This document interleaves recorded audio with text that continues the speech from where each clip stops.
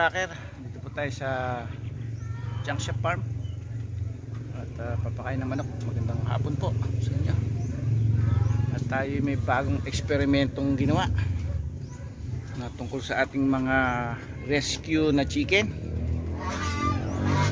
At yun, at sana maging successful. Ito po, panoodin nyo. Oops, mga nakawala na sila.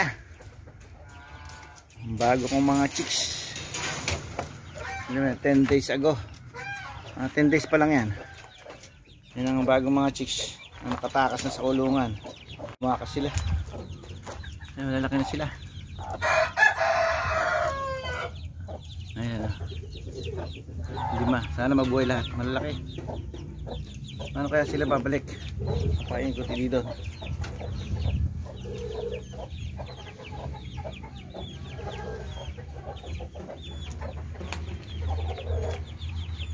Ito yung bago kong, oops, ayan, pabalik sila. Lagyan ko lang silang pagkain, bumalik ka agad. Tatakot sila. Sirang kamayan kayo. Yung ginawa kong tungtungan nila. Tapos dito sila tutulog.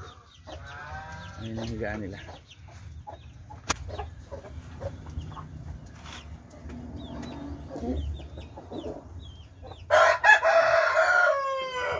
Malalaki na sila, nakakalipad na sila, wala naman silang lusutan eh. So ayan, kaya pinakawala ko na sila.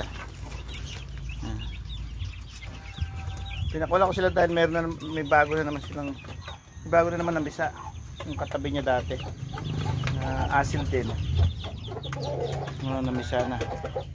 Bali 5, kaya lang namatay isa. Ito yung tatay nila, pinakatatay, pinakamatapang na tatay, nanunuka. Ayan, yun ang tatay nila. Meron pa isa doon na bagong namimisa pa rin. Bali 3 inahin yan at saka isang lalaki.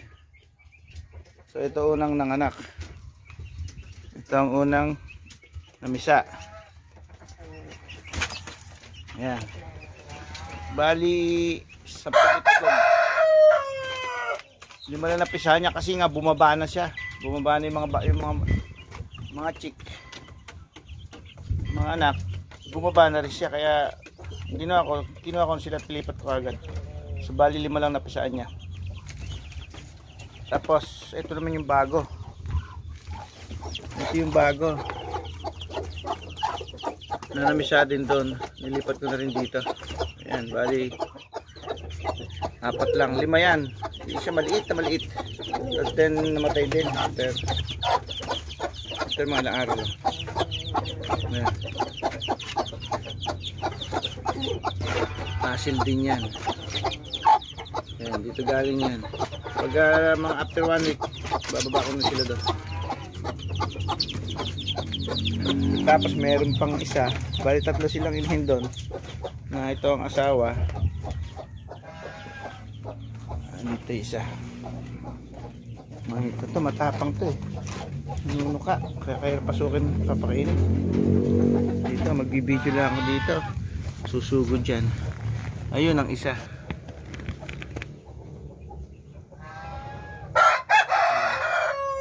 Bali dito galing yung una, yung pangalawa, ayun yung pangatlo. Ayan, asil din yan. Ayan sila. Bali yun, ito ang tatay nilang matapang. Ayan, ayan o, nanunuka siya. Nanunuka yan.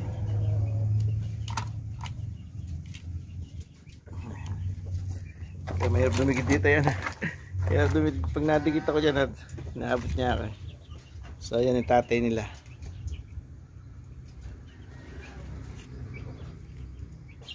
Malaki yan. Ang manok.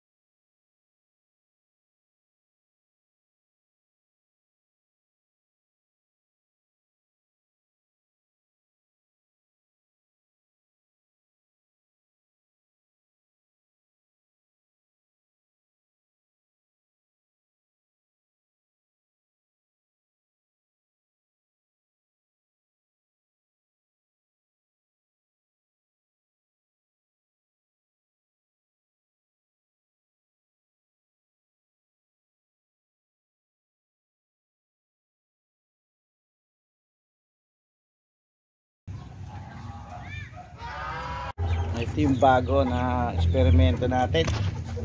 Bali yung mga ang tawag dito, yung mga na-rescue kong chicken. Ayan, rescue chicken na tinatapakan ng itlog, nilagay ko ulit sa cage. Ayan, kasi nananapak ng mga itlog eh, tatlo na natapakan nila. So balik kayo sa cage, talagang pang cage lang pala kayo. Pero tumaba na sila, lalaki ng pinagbago, numapalat nila. Tapos ito eksperimento ko, sinamahan ko sila ng lalaki. Ayan, actually hindi ko talaga yan, kaya lang itong lalaki na to nilipat ko dahil meron gansa akong kinulong doon sa tabi nila, nag-aaway sila. Nilipat ko kasi yung gansa dahil nangangain ng itlog. Ayan, kaya napunta ito dito, itong Hubbard na lalaki. So bali experiment dyan, inaasawa niya yan. Nakita ko naman inaasawa niya. So ewan ko lang kung anong kan. Bali itlog niya, bali itong cage na to, yung dire-diretso lang ang itlog niya dito sa baba, para hindi na nila matatapakan kung mga itlog man. Bali yan nating experiment ngayon. So di ko alam kung magtatagumpay. Ayan, ito mga binili ko na rescue chicken na to. Kaganda na ng mga balahibo nila, hindi katulad nung dati na lagas-lagas. Ayan, kaganda na ng balahibo nila, oh. Kaya pwede sila talaga alagaan. Pero talaga pang kuhanan talaga sila. Ito medyo hindi pa okay itong balahibo niya. Ayan, oh. Pero yung tsura nila kaganda na, oh. Buhay na buhay. Yan ang rescue chicken dati. So okay yung ginawa ko. Ayan sila. Ayan, oh, kaganda na ng itsura nila. Nung binili ko yan, para silang mamamatay na. Ayan, nag-isawa na sila. Makakatikim na rin kayo ng lalaki. Ito si mga manok na to, simulat sa pool, walang nangitlog to nang walang lalaki. Ayan, so meron silang lalaki ngayon, si Mr. Hubbard. Yan, sana mangitlog sila. Hindi pa sila nangitlog. Update ko kayo pag may itlog na. Ayan, dito sa ating eksperimento,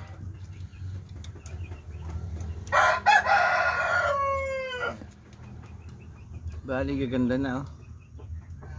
Ang ganda na ng manok. Dati sila makong gusgusin. Bagay lang pala talaga sila sa cage. Kaya lang ito yung eksperimento natin na nilagay natin siya ng lalaki. Pero nakita ko na silang pinapatungan niya yung babae. Kaya may pagkakataong mangitlog, kaya yan. So yan ang dampo ang ating experiment ngayon. Titingnan natin sa mga ilang linggo kung successful na may mga anak o mangitlog pala ako. Ayan po, so update ko na lang po kayo pag meron na tayong itlog.